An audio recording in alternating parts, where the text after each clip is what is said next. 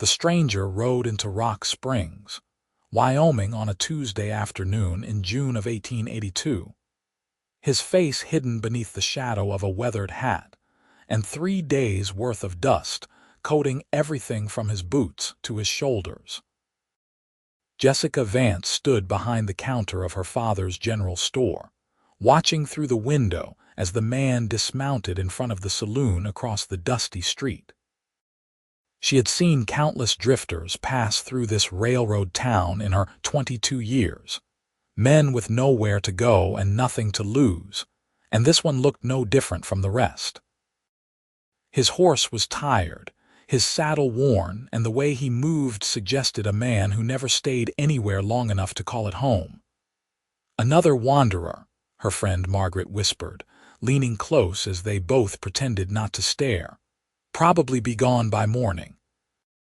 Jessica turned back to arranging tins of coffee on the shelf, pushing a strand of dark auburn hair behind her ear. They always are. The afternoon stretched long and hot, the kind of heat that made the false-fronted buildings shimmer and dance in the distance. Rock Springs had grown considerably since the Union Pacific Railroad came through, bringing with it coal mines and opportunity. The town now boasted 3 saloons, 2 hotels, a church, a schoolhouse, and her father's store, which had been the first permanent structure built when the railroad arrived back in 1868. Jessica had been just 8 years old then, barely remembering the journey from Pennsylvania with her parents and older brother. Her father, Thomas Vance, had died 2 winters ago from pneumonia, leaving Jessica to run the store alone. Her mother had passed when Jessica was 16, and her brother Robert had moved to San Francisco 5 years back, chasing dreams of making a fortune. She received letters occasionally, but he never sent money and never offered to return to help with the family business. Jessica had learned to manage on her own, though the loneliness sometimes pressed heavy on her chest during the long prairie nights. The bell above the door chimed, and Jessica looked up from her inventory ledger to see the drifter standing in the doorway. Up close, she could make out more details. He was tall, perhaps 30 years old, with sun-weathered skin and eyes the color of storm clouds. A scar ran along his jawline, and his hands, though dusty, looked capable and strong. He removed his hat politely, revealing dark blonde hair that needed cutting.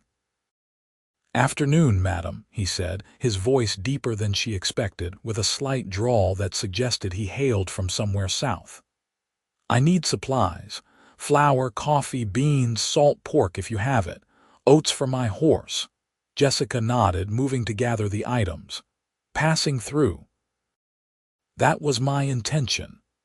He walked slowly through the store, examining goods with the careful eye of a man used to making every dollar stretch. "Nice town you have here. It serves its purpose." Jessica measured out 10 pounds of flour and wrapped it in brown paper, tying it with string. "Where are you headed?" "North. Maybe Montana Territory. Heard they need ranch hands up that way." She added up his purchases in her head while wrapping the salt pork. "That will be $4.30. He reached into his vest pocket and pulled out a worn leather wallet, counting out the exact amount. As he handed over the coins, their fingers brushed briefly, and Jessica felt an unexpected jolt run through her. She pulled her hand back quickly, unsettled by her own reaction. "Much obliged, madam." He gathered his supplies, then paused at the door. "Name's Preston Ford, by the way, in case you need it for your records. Jessica Vance. I own this establishment." Something flickered in his eyes, respect perhaps, or surprise. "A woman running her own business." "That is admirable." Before she could respond, he was gone, the bell chiming his departure. Through the window, she watched him load his supplies onto his horse, then lead the animal toward the livery stable. Margaret, who had been organizing fabric bolts in the corner, rushed over. He seemed decent enough, Margaret said. Polite anyway, though you can never tell with drifters. No, Jessica agreed. You cannot.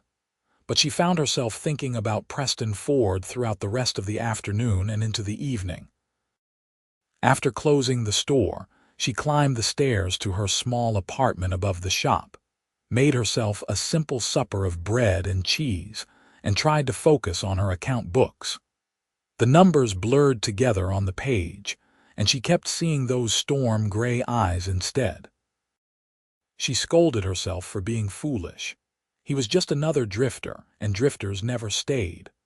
Rock Springs was simply a stop on the way to somewhere else, a place to resupply and rest before moving on. She had learned long ago not to form attachments to temporary things. The next morning, Wednesday, brought cooler temperatures and the threat of rain. Jessica opened the store at 7, as she did every day except Sunday, and began her routine of sweeping the floor and dusting the shelves.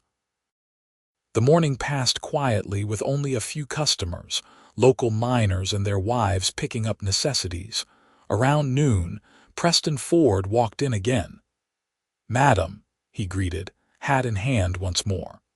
"I was wondering if you might know of anyone hiring in the area.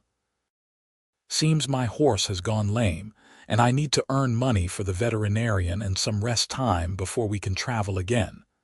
Jessica set down the broom she had been using. "The coal mines are always hiring, though it is dangerous work. I have done dangerous work before." She studied him for a moment, noting the way he stood straight despite obvious fatigue, the pride in his bearing even though circumstances had forced him to ask for help. An idea formed in her mind, one she knew she should probably dismiss, but found herself voicing anyway.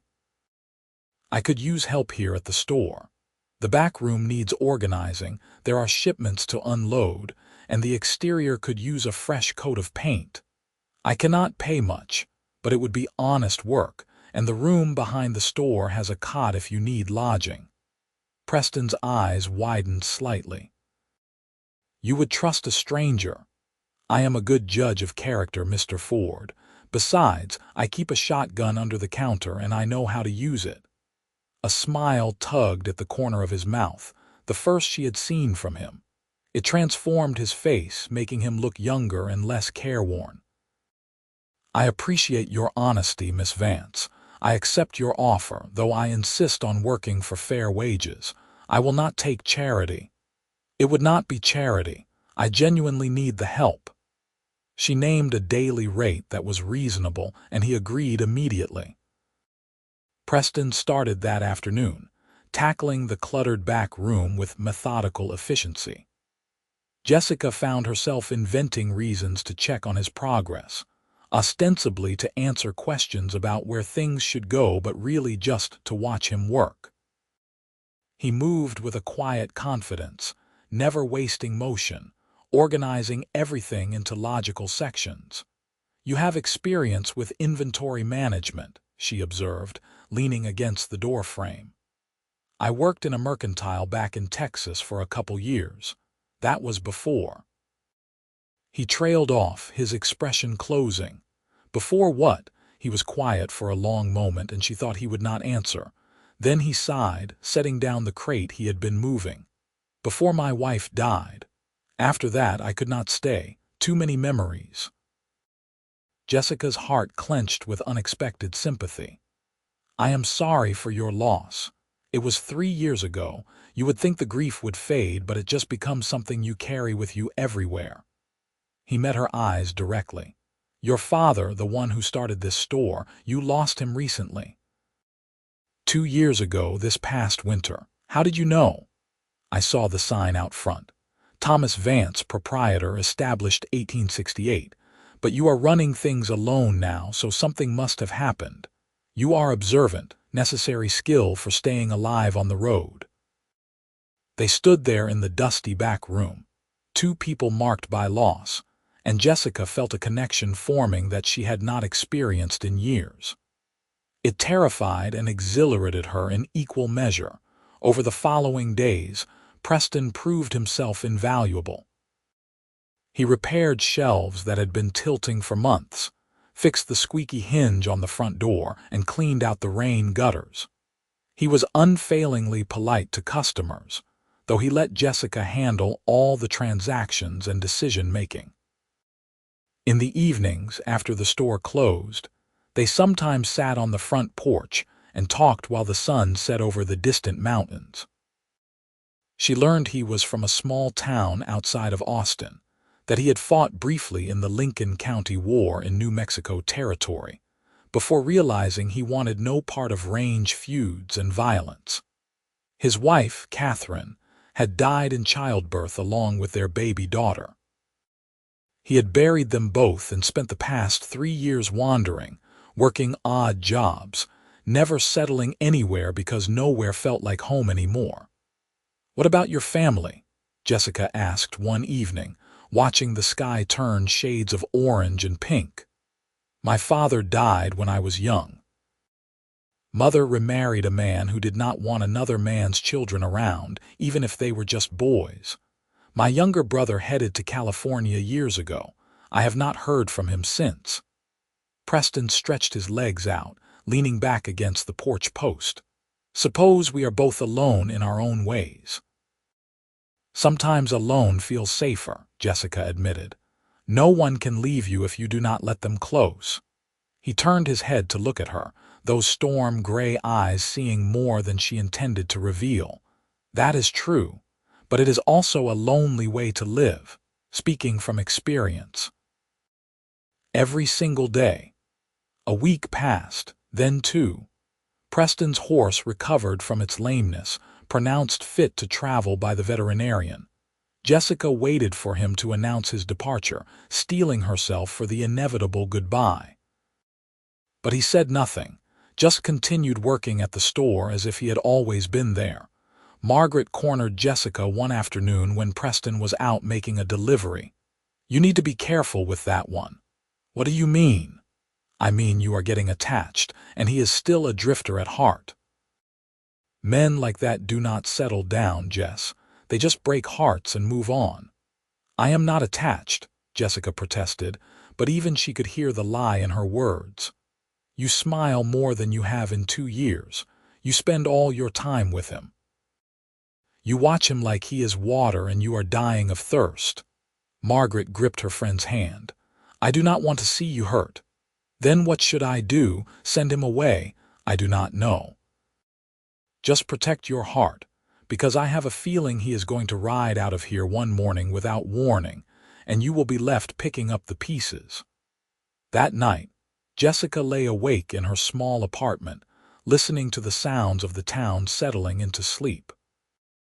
The saloon piano had gone silent, the last drunken miner had staggered home, and somewhere a dog barked once before quieting. She thought about Margaret's warning and knew her friend was right to be concerned. Preston had never promised to stay, never suggested he wanted anything beyond temporary work and a place to rest. But there were moments, small and fleeting, that made her hope. The way he looked at her when he thought she was not paying attention. How he always saved the last cup of coffee for her. The gentle tone his voice took when they talked about personal things. The time she had stumbled on the stairs and he had caught her, his hand steady on her waist, and they had frozen there for several heartbeats before he carefully set her upright and stepped back. She was falling in love with him. The realization hit her with the force of a runaway wagon. She, who had protected her heart so carefully since her father's death, who had turned away every suitor in town, was falling for a drifter who would probably be gone by autumn. July arrived with scorching heat and afternoon thunderstorms that turned the streets to mud. The railroad brought more workers and more business. Jessica found herself relying on Preston for increasingly important tasks, trusting him to handle money and deal with difficult customers. He never let her down, never proved unworthy of that trust. On the 4th of July, the town organized a celebration with a picnic and dance. Jessica initially planned to skip it, as she had the past 2 years, but Preston convinced her to close the store and attend. "When was the last time you did something just for enjoyment?" he asked, leaning against the counter with his arms crossed. "I enjoy running my business." "That is work, not pleasure. Come to the dance. If you hate it, you can leave early." She found herself agreeing, and that evening she put on her best dress, a deep blue cotton with white lace trim that she had not worn since before her father died. When she came downstairs, Preston was waiting outside the store, cleaned up and dressed in clothes she had not seen before. He had shaved and gotten his hair cut, and the effect was striking. "You look beautiful," he said simply, and the sincerity in his voice made her cheeks flush. "You clean up rather well yourself." He offered his arm, and they walked together toward the town square where musicians were setting up and families were spreading blankets for the picnic. Jessica felt the weight of curious stares, knew that people were whispering about her arriving with the drifter who had been working at her store. She lifted her chin, refusing to be embarrassed about spending time with Preston. They filled plates with food from the community tables and found a spot near the edge of the gathering. Children ran past, laughing and playing tag. Couples sat close together, and the smell of grilled meat and fresh bread filled the warm evening air. "This is nice," Preston said quietly. "I had forgotten what community feels like. Do you miss it? Having a place to belong?" He was quiet for a long time, watching the scene before them. "Every day. But wanting something and believing you deserve it are different things." Before Jessica could ask what he meant, Margaret approached with her husband Daniel in tow. They exchanged greetings, and soon other townspeople joined their group. Jessica watched Preston interact with them, noting how easily he fit in, how naturally he conversed and joked. He was not some rough drifter uncomfortable with civilized society. He was a good man who had been running from grief. As the sun set and lanterns were lit, the musicians began playing. Couples moved to the cleared space to dance, and Jessica felt a flutter of nervousness in her stomach. She had not danced in years, not since before her mother died. Preston stood and offered his hand. "May I have this dance?" "I am not very good at it," she warned, but she placed her hand in his and let him lead her to the dancing area. He pulled her close, one hand at her waist, the other holding hers gently. They began to move to the music, a simple waltz that she remembered the steps to after a moment. Preston was a confident dancer, guiding her smoothly through the turns. "Where did a drifter learn to dance?" she asked, looking up at him. "My mother insisted. She said a gentleman should know how to treat a lady properly." His hand tightened slightly at her waist. "Jessica, I need to tell you something." Her heart began to pound. "What is it?" "My horse is healed. Has been for over a week now." She had known this, of course, but hearing him say it out loud made it real. "I see.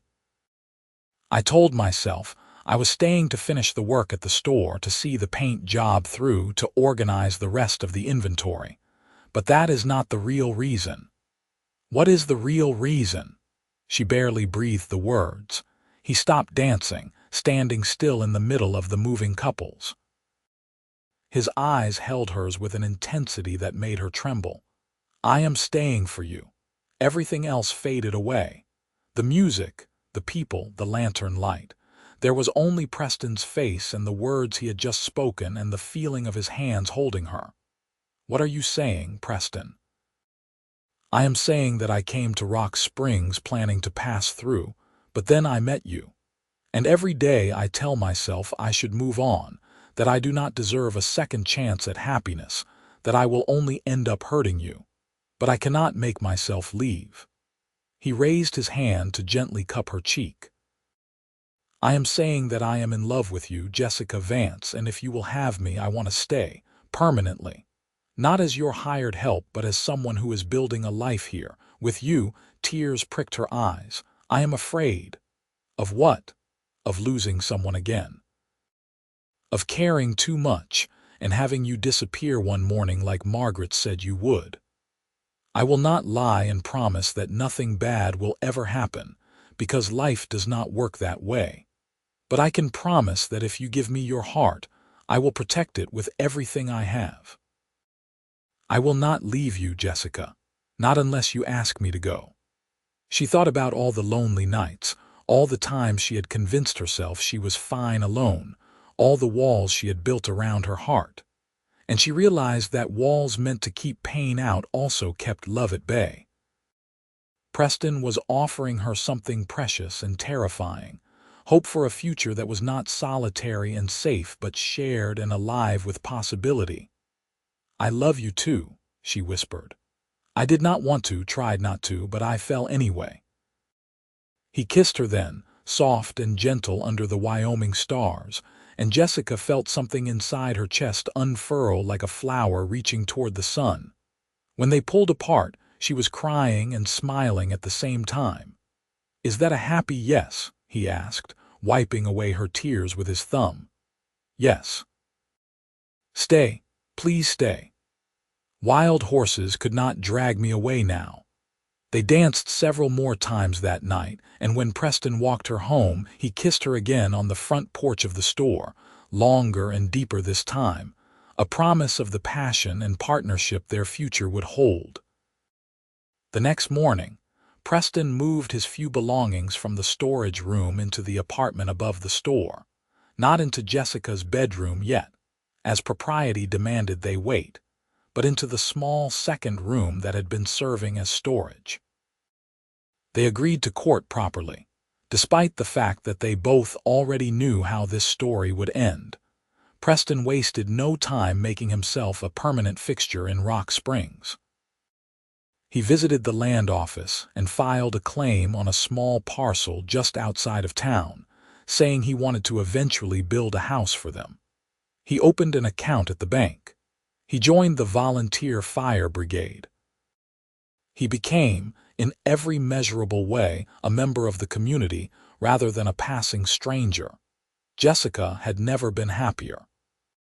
The store flourished with both of them working together, and she found joy in small domestic moments, making coffee for two, discussing business decisions over dinner, sitting together in the evenings while she mended clothes, and he read aloud from the newspaper. But not everyone in Rock Springs was pleased by the developing romance. Harold Chambers owned the largest saloon in town and had been trying to court Jessica for over a year. She had turned him down repeatedly, finding him arrogant and entitled, but he had not given up. When he heard about her relationship with Preston, his displeasure became public knowledge. "She is being taken advantage of by some wanderer," Harold complained loudly at the barber shop, at the bank, anywhere people would listen. "That drifter is after her business, her property. Once he gets his hands on everything, he will disappear and leave her with nothing." The rumors spread, as rumors do in small towns. Some people, particularly the older women who remembered Jessica as a little girl, began expressing concern. They stopped by the store with thinly veiled warnings and cautionary tales about women who had trusted the wrong men. Jessica was furious. "They have known me my entire life, and they think I am foolish enough to be deceived." "They are trying to protect you," Preston said, though she could see the worry in his eyes. "Maybe I should speak with them, explain my intentions." "Your intentions are none of their business," but the gossip weighed on both of them. Preston became quieter, more withdrawn. Jessica caught him staring out the window sometimes with a distant expression that frightened her. One evening in late July, she found him in the storage room where he had first stayed, packing his saddle bags. "What are you doing?" Her voice came out sharper than intended, fear making it brittle. He did not look at her. "Maybe they are right. Maybe I am being selfish, dragging you into something that will only hurt your reputation. You are thinking of leaving." It was not a question. "I am thinking that I love you too much to be the cause of you losing the respect of your community." Jessica crossed the room and grabbed his arm, forcing him to face her. "Do not do this. Do not make decisions for me like I am a child who cannot think for herself. That is not what I am doing." "Yes, it is. You are deciding that what other people think matters more than what I want." She could feel tears threatening but refused to let them fall. "You promised you would not leave unless I asked you to go. Were those just empty words?" "No, but I did not consider that staying might harm you." "Harm me? Preston, you are the best thing that has happened to me in years. You make me laugh. You make me feel alive. You look at me like I am something precious and rare. Do you really think I care what Harold Chambers and a bunch of gossips say?" He cupped her face with both hands, his eyes searching hers. "I never want you to regret choosing me. The only thing I would regret is letting you walk away because I was too afraid of what people might say." She covered his hands with hers. "We could marry tomorrow if you want to silence the gossips, or we could wait and court properly for 6 months. I do not care about the timeline. I only care that you are here. Marry tomorrow." He sounded stunned. "Why not? We both know what we want. We are both adults, both alone in the world. Why wait? Jessica, marriage is not something to rush into just to stop rumors. Is that the only reason you think I am proposing this?" He was quiet for a moment, studying her face. "Are you proposing?" She laughed, slightly hysterical, and realized she was. "I suppose I am. Preston Ford, will you marry me?" That is supposed to be my line. I am a modern woman running my own business. I can propose if I want to. He kissed her then, hard and desperate and full of relief. When they broke apart, they were both breathless. "Yes," he said. "Yes, I will marry you, but not tomorrow. If we are going to do this, we are going to do it properly with a real ceremony and the whole town invited. I want everyone to know that I am proud to be your husband, that this is not something we are sneaking around about or ashamed of. Can you give me 2 weeks to arrange everything? 2 weeks I can do." Preston proved to be a man of his word. He went to speak with the minister the next day, arranged for the church, and even managed to order a simple gold wedding band from the jeweler. He confronted Harold Chambers directly in the middle of the street, with half the town watching. "I understand you have concerns about my intentions toward Miss Vance," Preston said calmly, though Jessica, watching from the store window, could see the tension in his shoulders. Harold puffed up like a rooster. "You are a drifter with no roots and no future. She deserves better." "You are absolutely right. She deserves the best man she can find, someone who will cherish her and support her and never try to diminish her strength." Preston's voice carried clearly in the quiet street. "I aim to be that man every single day of my life. We are getting married in 2 weeks, and you are welcome to attend the ceremony if you can find it in yourself to wish us well. But either way, I am staying. I am making Rock Springs my home, and I am spending the rest of my life proving that I am worthy of Jessica's love." He turned and walked back to the store, leaving Harold sputtering in the street. When Preston came through the door, Jessica threw her arms around him. "That was incredibly brave and incredibly foolish," she said against his chest. "Had to be done. Cannot have people thinking I am hiding behind your skirts. I would have fought my own battles.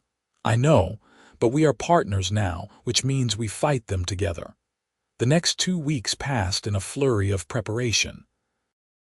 Margaret helped Jessica make a new dress, simple white muslin with lace she had been saving for years. Preston worked with Daniel to clean up the church and arrange for flowers. Invitations were spread by word of mouth, and to Jessica's surprise, most of the town seemed genuinely happy for them. Even some of those who had expressed concern came to apologize, admitting they had been too quick to judge. Preston won over many skeptics by his steady presence and obvious devotion to Jessica. He never tried to take over her business or make decisions without her input. He treated her as an equal partner in every way, which was rare enough to earn respect even from those who had initially doubted him. The wedding took place on a Saturday morning in early August. The church was full, with people standing along the back wall. Jessica walked down the aisle alone, having no father to give her away, but she did not feel alone. Preston waited at the altar in a new black suit, his face full of such open love and joy that she almost started crying right there. The ceremony was simple but heartfelt. They exchanged vows, promising to love and honor each other through whatever life brought. When the minister pronounced them husband and wife, Preston kissed her so sweetly that several women in the congregation did start crying. The reception was held in the churchyard, with tables of food donated by various families. There was music and dancing and laughter. Even Harold Chambers showed up, though he left early after stiffly congratulating them. Jessica did not care. She was too happy, too caught up in the joy of the day and the feeling of Preston's hand in hers. As the sun began to set and people started heading home, Preston swept Jessica up in his arms. "What are you doing?" she laughed, clinging to his neck. "Carrying my bride across the threshold. We are already living above the store. Then I will carry you up those stairs and it will be official." He did exactly that, causing whistles and applause from the remaining guests. Once inside their apartment, he set her down gently and cupped her face. "Hello, wife. Hello, husband." They stood there grinning at each other like fools, and then Preston kissed her again, deeper this time, and Jessica felt heat unfurl in her belly. They had been careful during their courtship, never allowing themselves more than kisses, but now there were no barriers between them. Preston lifted her again and carried her to the bedroom, kicking the door shut behind them. What followed was tender and passionate, a wedding night full of whispered words and gentle touches, and the joy of two people who had found each other against all odds. Afterward, they lay tangled together in the sheets, Preston running his fingers through Jessica's loose hair. "I never thought I would have this again," he said quietly. "A wife, a home, a future. What made you take the chance? You did. Your strength, your independence, the way you looked at me like I was a man worth knowing instead of just another drifter. You made me want to be better, to try again." He kissed her forehead. "You saved me, Jessica. I think we saved each other." They fell asleep wrapped around each other, and Jessica thought that this was what home really meant. Not a place, but a person. Not safety from hardship, but someone to face it with. The following months proved the truth of that thought. Married life was not without challenges. Preston struggled sometimes with nightmares about his first wife and daughter, waking in the night gasping and disoriented. Jessica held him through those dark moments, reminding him that the past was past and she was here now. The store continued to thrive, and they began discussing expansion. Preston had good business sense and suggested they consider opening a second location in one of the nearby mining camps. Jessica was hesitant at first, worried about overextending, but she trusted his judgment. In October, she discovered she was pregnant. The realization came gradually, missed monthly courses and morning sickness that she initially attributed to something she ate. When she finally allowed herself to consider the possibility, joy and terror hit her in equal measure. She knew Preston's history, knew how his first wife and baby had died, and she worried how he would react to the news. She told him one evening after closing the store, unable to keep it to herself any longer. "Preston, I need to tell you something." He looked up from the ledger he was reviewing, immediately alert to the serious tone in her voice. "What is wrong?" "Nothing is wrong. At least, I do not think it is wrong, but I am worried about how you will feel about it." She twisted her hands together nervously. "I am pregnant." The color drained from his face. He stood abruptly, the chair scraping back, and for a horrible moment Jessica thought he might walk out. But then he crossed to her and pulled her into his arms, holding her so tightly she could barely breathe. "Preston, you are crushing me." He loosened his grip but did not let go. When he finally pulled back enough to look at her, there were tears on his face. "I am terrified. I know I am too. I cannot lose you. I will not survive it." She took his face in her hands, making him meet her eyes. "You are not going to lose me. Women have babies every day and survive just fine. I am strong and healthy. Catherine was strong and healthy too. I am not Catherine. And this baby is not that baby. You cannot live your life being afraid of things that might never happen." He leaned his forehead against hers, breathing deeply. "I know you are right. I am sorry. I am being selfish, making this about my fear instead of being happy about our child. You can be both, afraid and happy at the same time." "I am happy," he said fiercely. "Terrified, but happy. We are going to have a baby, our baby." Over the following weeks, Preston's fear gradually transformed into protective determination. He insisted Jessica stop lifting heavy crates. He took over all the physically demanding tasks at the store. He drove her crazy with constant worrying until she finally snapped at him. "I am pregnant, not dying. Stop treating me like I am made of glass. I am just trying to keep you safe. You are smothering me. I need you to trust that I know my own body and my own limits." They argued about it, their first real fight as a married couple, and Preston slept on the sofa that night. But in the morning, he apologized and promised to try to control his anxiety. They found a middle ground, agreeing that she would tell him if something felt wrong and he would stop hovering quite so much. Winter came early to Wyoming that year, bringing snow in November and temperatures that dropped below zero. The store remained busy with people stocking up on supplies before the worst of the weather hit. Jessica's pregnancy progressed normally, her belly growing round and her energy flagging in the afternoons. They hired a young man named Timothy to help with the heavier work, giving Preston time to focus on the expansion plans. By December, they had secured a location in a nearby mining camp and were negotiating with suppliers for the initial inventory. Christmas arrived with a blizzard that shut down the town for 3 days. Jessica and Preston spent the holiday alone in their apartment, sharing a simple meal and exchanging modest gifts. She gave him a new pair of gloves she had sewn, and he gave her a music box he had ordered from back east, delicate and beautiful. "Where did you find this?" she asked, winding the key and listening to the gentle melody. "Catalog. Thought you might like it." She kissed him, tasting peppermint from the candy they had been sharing. "I love it. I love you. Love you too. Both of you." He placed his hand on her swollen belly, and the baby kicked in response, making them both laugh.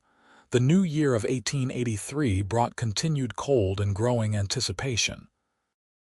Jessica was due in early March, and as the time approached, Preston's anxiety returned with a vengeance. He found a doctor in town, a young man recently arrived from Chicago, and made Jessica visit him weekly despite her protests that it was unnecessary. "Humor me," Preston pleaded. "It is the only thing keeping me sane."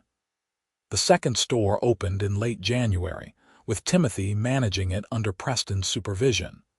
The venture immediately proved successful, the miners eager to have supplies close at hand rather than traveling to Rock Springs. Preston split his time between the two locations, though he refused to stay overnight at the mining camp, always returning to Jessica by evening. On a cold morning in early March, Jessica woke before dawn with pains in her back and belly. She lay still for a moment, timing the sensations before shaking Preston awake. "It is time." He bolted upright, instantly alert. "Time, the baby. Now. Babies come when they want to, not when it is convenient." He scrambled out of bed, pulling on clothes haphazardly. "I will get the doctor." "Do not move, just stay right there. Preston, I need you to calm down." "I am calm. I am perfectly calm." His hands shook as he buttoned his shirt wrong, and Jessica would have laughed if another pain had not gripped her. "Go get the doctor and Margaret, then come back. Do not get lost or distracted." He kissed her quickly and ran out, not even stopping for his coat despite the freezing temperature. Jessica levered herself out of bed and began preparing, laying out towels and sheets as her mother had once taught her to do. Preston returned within 20 minutes, the doctor in tow along with Margaret and 2 other experienced mothers from town. They shooed Preston out of the bedroom, and he paced the small living area like a caged animal. The labor was long and difficult. Jessica had never experienced such pain, waves of it that made her cry out despite her attempts to stay quiet. Margaret held her hand and wiped her face with cool cloths.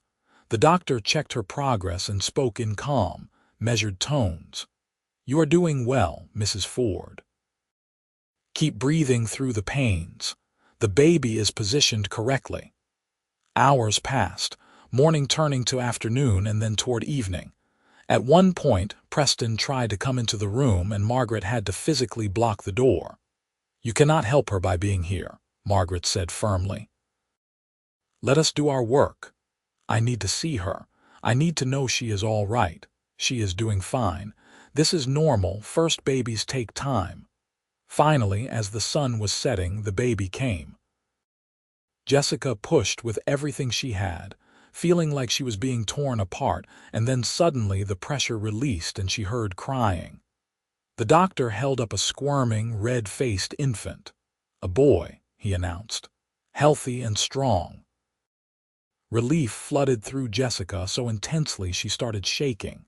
"He is all right, truly, see for yourself." The doctor cleaned the baby quickly and placed him on Jessica's chest. She looked down at her son, at his tiny perfect fingers and the dark fuzz of hair on his head, and started crying. "Can someone tell my husband he can come in now?" she managed to say through her tears. Margaret opened the door and Preston practically fell into the room. He stopped short when he saw Jessica holding the baby, his eyes wide. "Come meet your son," Jessica said softly.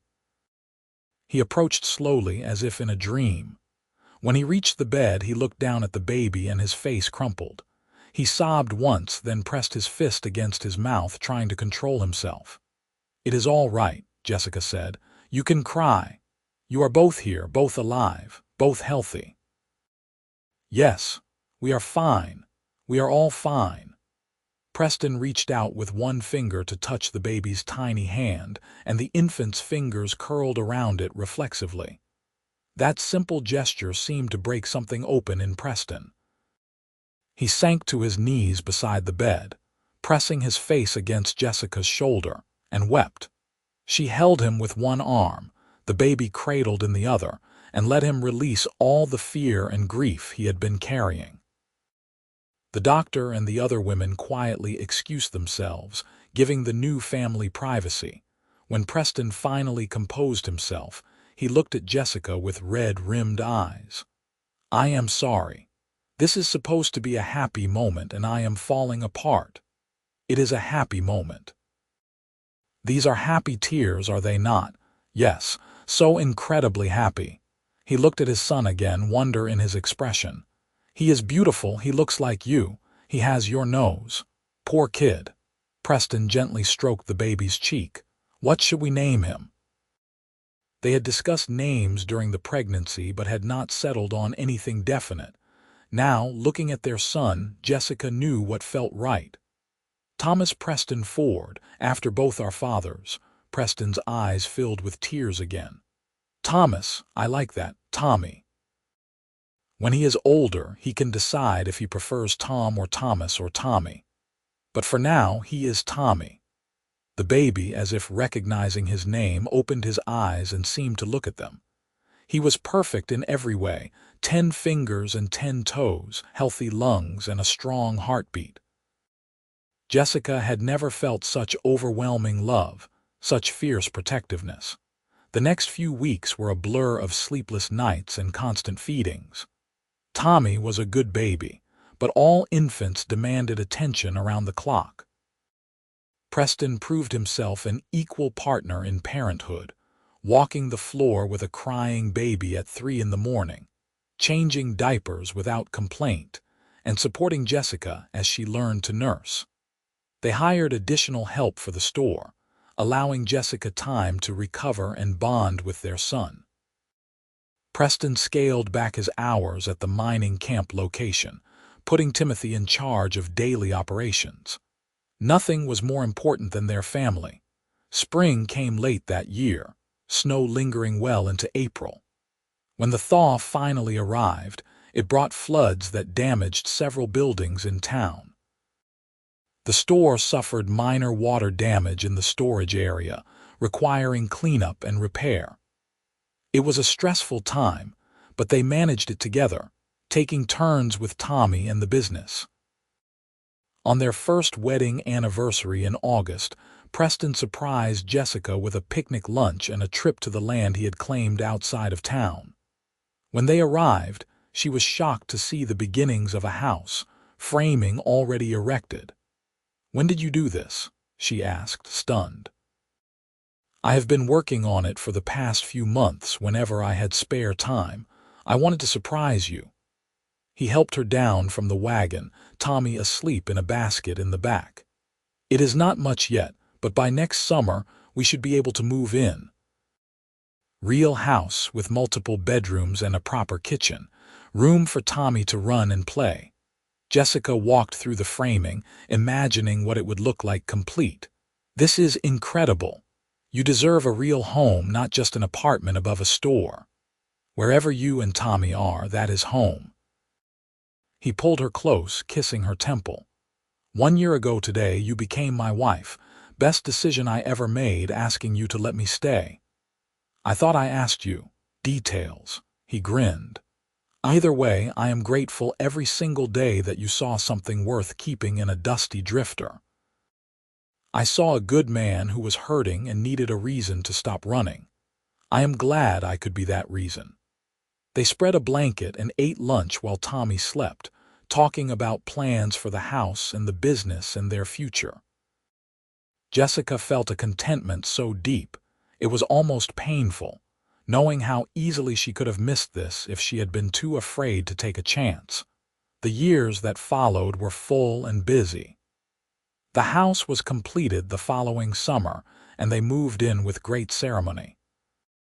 It was spacious and comfortable, with a front porch where they could watch the sunset and a yard where Tommy learned to walk and then run. The two stores continued to prosper, allowing them financial security.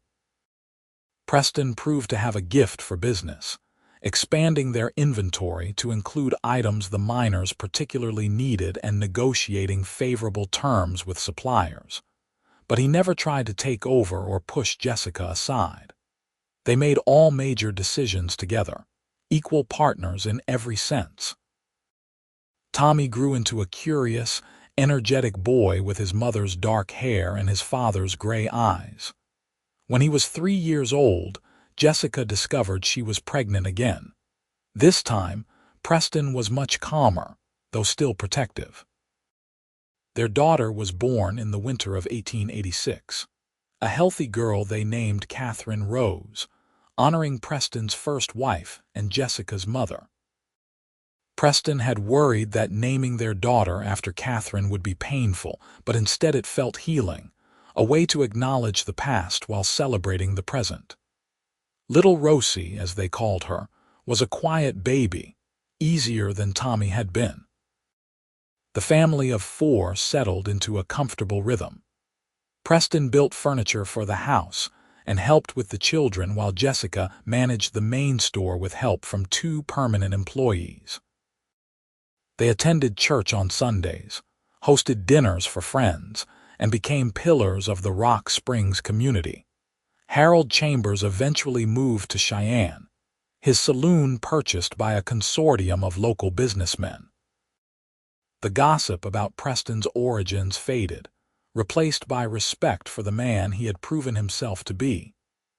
People spoke of him as an example of what hard work and integrity could accomplish, conveniently forgetting their initial suspicions. On quiet evenings after the children were asleep, Preston and Jessica would sit on their porch and talk about everything and nothing. Sometimes they discussed expanding the business further, perhaps opening a third location. Sometimes they reminisced about their early days, how uncertain everything had been. But mostly they just enjoyed being together, the comfortable silence of two people who knew each other completely. You ever think about what your life would have been like if you had not stopped in Rock Springs? Jessica asked one summer evening in 1890. Preston considered the question seriously, as he always did. Sometimes, I probably would have kept drifting until I ran out of places to go or energy to keep moving. Eventually, I would have ended up working some ranch in Montana or Idaho, alone and bitter. He took her hand. But I did stop here and I met you and you gave me a reason to stay. Everything good in my life traces back to that decision. I am glad you stayed. Me too. Best thing I ever did. Tommy, now 7 years old, was starting to show interest in the business. He liked helping in the store, learning to count change and stock shelves. Rosie, at 4, was more interested in books and drawing, spending hours with paper and pencils creating elaborate stories. In 1891, Jessica discovered she was pregnant for a third time. At 31 years old, she felt more confident about the process than she had with the previous 2. This pregnancy was easier, and their second son was born in early spring with no complications. They named him Robert James Ford, after Jessica's brother and Preston's. With 3 children, the house that had seemed so spacious suddenly felt crowded. Preston began planning an addition, 2 more bedrooms and an expanded kitchen. He had become skilled at carpentry over the years, and much of the work he could do himself with help from friends. The 1890s brought changes to Rock Springs. The railroad expanded, bringing even more commerce. The town now had a proper hospital, multiple schools, and all the amenities of civilization. The wild frontier that Jessica had known as a child was becoming tamed, settled, safe. But with progress came complications. Labor disputes at the coal mines led to violence and tension. In 1894, a strike turned ugly, with the state militia called in to restore order. Preston kept the store's neutral ground, serving everyone regardless of which side of the dispute they fell on. It was a delicate balance, but his natural diplomacy and fairness won respect from both miners and mine owners.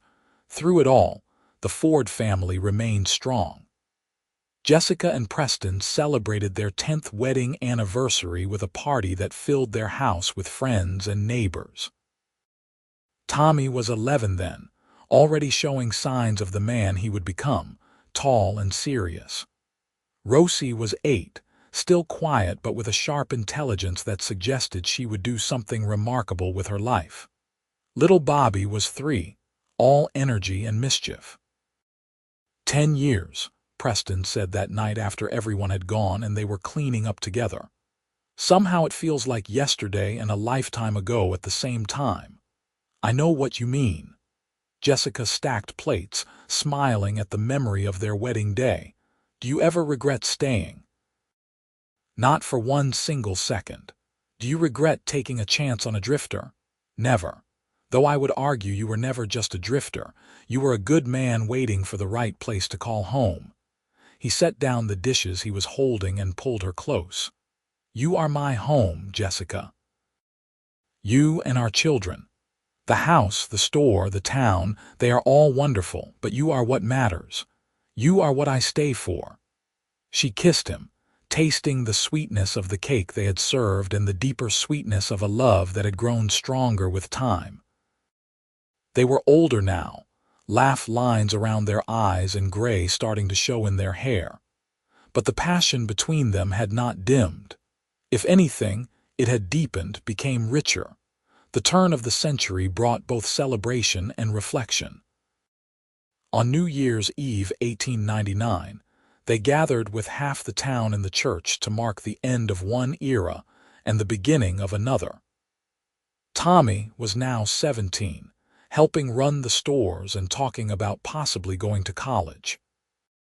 Rosie was 14, teaching herself advanced mathematics from books ordered through the catalog. Bobby was 9, more interested in horses and ranching than business. "What do you think the new century will bring?" Jessica asked Preston as they stood together watching the children dance. "More change, probably, more progress. But as long as we face it together, I am not worried." "Together," Jessica agreed. "That is what matters." In 1901, Tommy left for the University of Wyoming, though he came home for holidays and summers. His absence left a hole in the household, but Jessica was proud of him for pursuing education. Rosie announced her intention to become a teacher, which surprised no one who knew her. Bobby started working at a nearby ranch after school, discovering a talent for working with difficult horses. Life continued its forward march. The stores remained profitable, though competition had increased as more businesses opened in Rock Springs. Preston adapted by focusing on quality and service, building on the reputation they had established. He was respected as a fair employer and an honest businessman. In 1905, Jessica woke one morning to find Preston staring at her with an odd expression. "What is it?" she asked, immediately concerned. "Nothing wrong. I was just thinking about the day we met. You standing behind that counter, looking at me like I was trouble walking through your door. You were trouble, the best kind of trouble. I rode into this town with nothing, no plans, no future, no hope, just a man running from ghosts." He touched her face gently. "And somehow you saw past all that. You gave me a chance when you had every reason not to." "I saw you," Jessica said simply. "The real you, not the dusty exterior, and I fell in love before I even realized it was happening. 23 years we have been together, nearly a quarter century. And I love you more now than I did the day I said I was staying for you. I love you too. Always have, always will." They lay there in the early morning light, holding each other. Two people who had found each other against impossible odds and built a life that exceeded anything either had imagined. The years continued to pass, each bringing its own joys and challenges. Tommy graduated from university and returned to Rock Springs to take over management of the stores, allowing Preston and Jessica to step back somewhat. He married a teacher named Alina, and they gave Jessica and Preston their first grandchild in 1908. Rosie did become a teacher, one of the best in the region. She eventually moved to Laramie to teach at the university level, one of only a handful of women in such a position. She married a fellow professor, and they had 2 daughters. Bobby started his own ranch with money saved from working and a loan from his parents. He married a rancher's daughter and proved himself skilled at raising horses and cattle. He and his wife eventually had 4 children, keeping the Ford name well established in Wyoming. Preston and Jessica watched their children build their own lives with pride and satisfaction. They had done what they set out to do, created a family and a legacy. The stores continued to operate, now under Tommy's management, but still bearing the Vance name in honor of Jessica's father. In 1912, on their 30th wedding anniversary, Preston took Jessica back to the spot where he had first kissed her during that 4th of July dance. The town had grown around them, but some things remained the same. The church still stood, though it had been expanded. The street they walked down was paved now instead of dirt. Automobiles competed with horses for space. "So much has changed," Jessica marveled. but not everything. Preston pulled her into his arms and they danced without music, just like they had 3 decades before. I still love you just as much, more even. We have had a good life, have we not? The best. Better than I ever dreamed possible, he kissed her softly. Thank you. For what? For believing in me when I did not believe in myself. For giving me a home and a family and a reason to stop running. For 30 years of happiness. Thank you for staying, Jessica whispered. For choosing me and this life. I would choose you 1,000 times over. They stood there in the twilight. 2 people who had found love in the most unlikely circumstances and nurtured it into something that had lasted and grown and flourished. Around them, Rock Springs bustled with modern life, but in that moment they were back in 1882, a drifter and a shopkeeper taking a chance on each other. As they walked home hand in hand, Jessica thought about Margaret's warning all those years ago, about how drifters never stayed and only broke hearts. She had been right to worry, but wrong in her prediction. Preston had stayed, not because circumstances forced him to, but because he chose love over fear, connection over isolation. And Jessica had learned that the biggest risks sometimes brought the greatest rewards. She had protected her heart for so long, convinced that safety lay in solitude. But Preston had shown her that true safety came from trust, from allowing yourself to be vulnerable with someone worthy of that gift. Their children gave them more grandchildren, and Preston and Jessica settled into the comfortable role of grandparents. They spoiled the little ones, told them stories about the old days, and passed on lessons learned through decades of living. In 1918, the world was gripped by war and then influenza, and Rock Springs was not spared. The family weathered the crisis together, fortunate that none of them fell seriously ill. Preston and Jessica, now in their late 50s, felt the weight of their years but remained active and engaged in the community. They celebrated their 40th anniversary in 1923 with a party attended by seemingly everyone in Rock Springs. Children and grandchildren filled their house, along with friends accumulated over 4 decades. Stories were told, laughter shared, and love celebrated. Late that night, after everyone had left and they were alone, Preston and Jessica sat on their porch and looked up at the stars. 40 years, Jessica said wonderingly. When you rode into town that day, I never imagined this. I was just planning to pass through. Buy supplies and move on to the next place.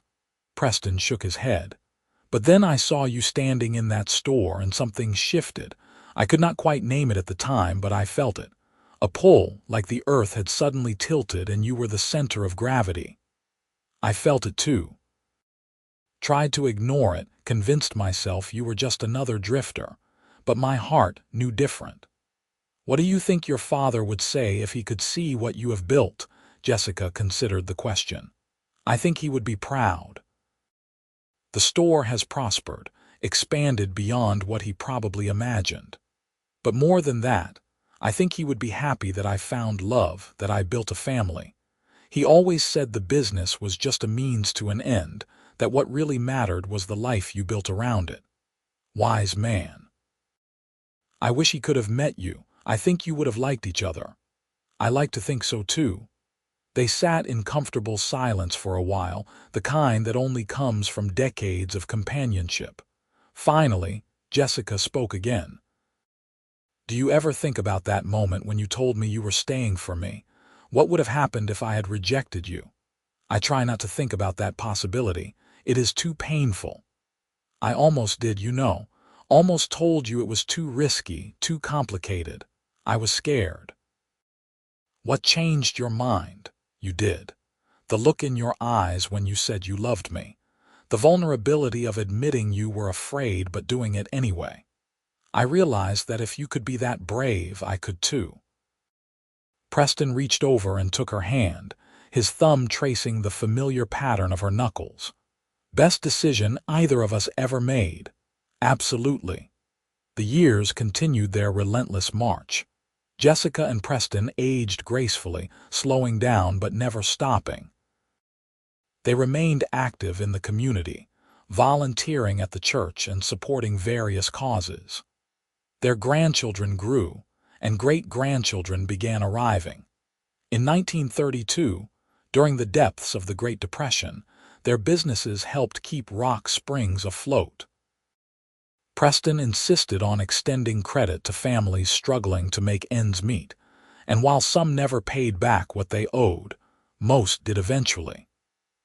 It was the right thing to do, and neither Preston nor Jessica had any regrets about helping their neighbors in a time of need. They celebrated their 50th anniversary in 1933 with a quiet dinner, just the two of them. Both were in their 70s now, their children grown and grandchildren nearly so. They had lived through incredible changes, from the wild frontier to the modern age, from horse-drawn wagons to automobiles and airplanes. 50 years, Preston said, raising his glass of wine. Half a century with the same woman, and I am not even slightly tired of her. Jessica laughed. Not even slightly. I find that hard to believe. I know I can be difficult. Difficult, stubborn, independent, brilliant, beautiful, strong, he smiled. All the things I fell in love with and still love today. We have had a good run, have we not? The best, and it is not over yet. But they both knew time was limited now. Age had crept up on them, bringing aches and pains and the occasional serious health scare. Preston's heart had started giving him trouble, and Jessica's joints were stiff with arthritis.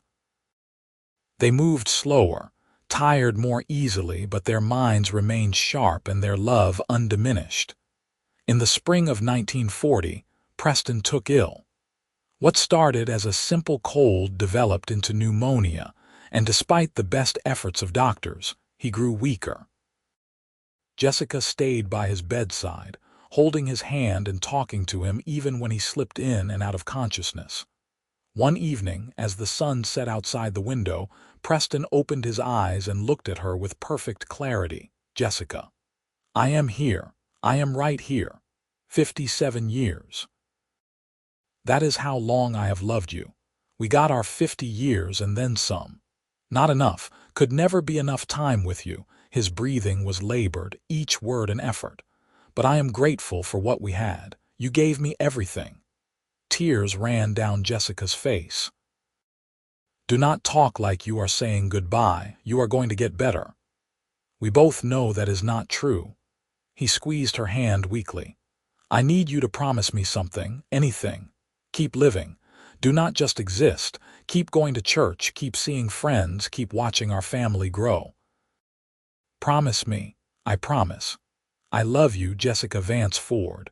Loved you from the moment you offered a dusty drifter a job. Will love you beyond this life and into whatever comes next. I love you too, so much. Preston smiled, and in that smile Jessica saw the young man who had walked into her store 58 years ago, the one who had worked so hard to prove himself worthy, the one who had said he was staying for her and meant it with every fiber of his being. Stay with me, she whispered. Always, he breathed, and then he closed his eyes and did not open them again. Preston Ford died that night, surrounded by his wife, children, grandchildren, and great-grandchildren. The funeral 3 days later was the largest Rock Springs had ever seen, with people coming from across Wyoming to pay their respects to a man who had arrived as a drifter and stayed to become a pillar of the community. Jessica grieved deeply, but she kept her promise. She did not simply exist. She remained active, spending time with family, helping at the church, and even occasionally working at the store that Tommy now ran. She told her grandchildren and great-grandchildren stories about their grandfather, making sure they understood what kind of man he had been. But she missed Preston with an ache that never quite faded. She slept on her side of the bed, keeping his side empty. She still set two places at the table sometimes before catching herself. She talked to him in the quiet moments, sharing the events of her day and asking his opinion on things just like she always had. On what would have been their 60th anniversary, in August of 1943, Jessica sat on the porch of their house and looked out at the mountains in the distance. She was 83 years old now, her body frail but her mind still sharp. 60 years, she said aloud, knowing Preston could not hear but saying it anyway. We should be celebrating together. In her lap lay an old photograph from their wedding day, the two of them young and hopeful and so deeply in love. She traced Preston's face with one finger, remembering exactly how it felt to look into those storm-gray eyes and hear him say he was staying for her. "Thank you," she whispered. "Thank you for staying. Thank you for loving me. Thank you for 57 years of happiness. I will see you again soon." Jessica Vance Ford died peacefully in her sleep 2 months later in October of 1943. She was found in her favorite chair on the porch, the wedding photograph still in her lap and a smile on her face. She was buried next to Preston in the Rock Springs Cemetery, their matching headstones bearing simple inscriptions. His read, Preston Ford, 1852-1940. Beloved husband, father, and friend, he stayed. Hers read, Jessica Vance Ford, 1860-1943. Beloved wife, mother, and friend, she believed. Their 3 children, numerous grandchildren, and growing number of great-grandchildren kept the family legacy alive. The stores continued to operate for another 2 decades before finally being sold to a larger company. But the Vance name remained on the building in honor of Thomas and Jessica. The house Preston built became a gathering place for family reunions, filled with laughter and love just as it had been when Preston and Jessica were alive. And in Rock Springs, Wyoming, the story of the drifter who stayed became legend, passed down through generations as an example of what love could accomplish. It was a reminder that sometimes the most important journeys were not about distance traveled, but about finding the courage to stop running and choose connection over isolation. Preston had ridden into town with nothing and left behind a legacy of love, family, and community. Jessica had risked her guarded heart and gained a lifetime of happiness. Together, they had proven that it was never too late to start over, never too risky to choose love, and never impossible to find home in another person. Their love story, which began with a simple statement about staying, became a testament to the power of commitment, the beauty of partnership, and the truth that sometimes the best things in life come from taking chances on unlikely possibilities. And in the end, that was the greatest legacy of all, better than any business success or material wealth. They had loved deeply, lived fully, and left the world better than they found it, all because a drifter decided to stay and a shopkeeper decided to believe.